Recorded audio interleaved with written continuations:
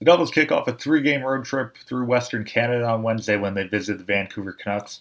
They'll also play the Edmonton Oilers on Friday before ending the trip against the Calgary Flames on Sunday. It begins a pretty big three-game road trip for them where they enter at 8-2-0.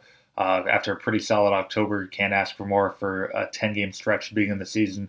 Now they're facing probably their biggest test of the year on an extended road trip where they'll look to carry that over and kind of carry that into November, where they might be able to establish whether or not they're legit this year and can actually contend for a playoff spot. Three things to watch in this trip. A pretty big week for the Devils, just in the fact that they're probably going to get Brian Boyle back into the lineup at some point while they're out in Western Canada. Boyle's been back at practice for about 2 weeks now. He says he's ready to go. It's just a matter of if and when the Devils feel comfortable putting him back in, and they sound like that's going to happen in the very near future, as early as Wednesday. In terms of getting him to the lineup, it looks like Kyle Palmieri is not going to play on the trip, so Boyle will be able to jump onto the active roster pretty easily.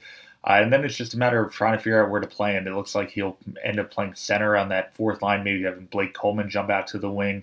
Pavel Zacha and Adam Henrique have both played wing in the past, too. So the Devils have a few options. They'll probably play around with a few things when he gets back in the lineup.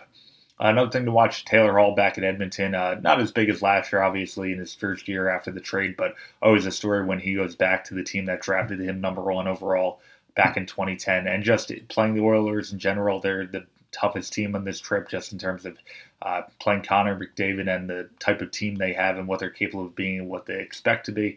It's another good test for the Devils against a potential playoff team. And then finally, just the trip overall in general.